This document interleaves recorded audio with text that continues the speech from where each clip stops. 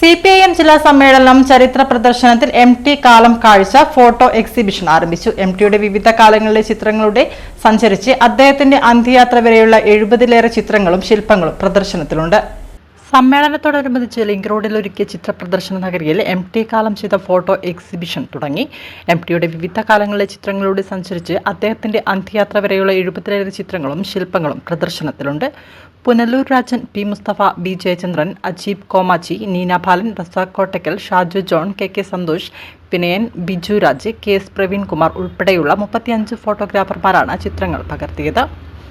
MTയുടെ ജീവിതം, സാഹിത്യം, സിനിമ, ജന്മദേശമായ കൂടല്ലൂർ, തുഞ്ചൻ പറമ്പ്, മനുഷ്യനും പ്രകൃതിക്കും വേണ്ടി നടത്തിയ പോരാട്ടങ്ങൾ എന്നിവയെല്ലാം ചിത്ര പ്രദർശനത്തിലുണ്ട്.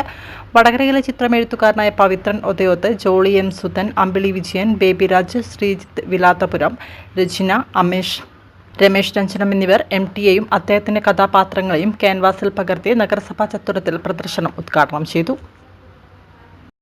MT കാഴ്ചയും കാലവും ഫോട്ടോ എക്സിബിഷൻ ഈ ചരിത്ര പ്രദർശന നഗരിയിൽ ഇന്ന് ഔപചാരികമായി ഉദ്ഘാടനം ചെയ്യപ്പെട്ട് കഴിഞ്ഞു. വടകരയിലെ പ്രമുഖരായ 6 ചിത്രമെഴുത്തുകാരാണ് ഇതിൻ്റെ ഉദ്ഘാടനം നിർവഹിച്ചത്. MTയുടെ പ്രിയപ്പെട്ട കഥാപാത്രങ്ങളുടെ ചിത്രീകരണത്തിലൂടെയാണ് ഈ ഉദ്ഘാടനം അവർ നിർവഹിച്ചത്. MTയുടെ 71 അപൂർവ ഫോട്ടോസാണ് ഈ പ്രദർശന നഗരിയിൽ ഒരുക്കിയിട്ടുള്ളത്. MTയുടെയും അതേപോലെ തന്നെ മലയാളത്തിലെ പ്രിയപ്പെട്ട എല്ലാ സാഹിത്യകാരന്മാരുടെയും ഫോട്ടോഗ്രാഫറായ പുനലൂർ രാജേട്ടൻ്റെ ഫോട്ടോസ് മുതൽ ഏറ്റവും പുതിയ തലമുറയിലുള്ള ഫോട്ടോഗ്രാഫർമാരുടെ 35 ഫോട്ടോഗ്രാഫർമാരുടെ ചിത്രങ്ങളാണ് ഇവിടെ പ്രദർശനത്തിനായി വെച്ചിട്ടുള്ളത്. MTയുടെ ജീവിതം, സാഹിത്യം, പരിസ്ഥിതിക്കും മനുഷ്യനും വേണ്ടി അദ്ദേഹം നടത്തിയ പോരാട്ടങ്ങൾ ഒക്കെ ഈ ചിത്രങ്ങളിൽ നമുക്ക് വ്യക്തമായിട്ട് കാണാവുന്നതാണ്. വടകരയെ സംബന്ധിച്ചിടത്തോളം വളരെ അപൂർവമായ ഒരു അനുഭവമാണ് ഈ ഫോട്ടോ എക്സിബിഷൻ.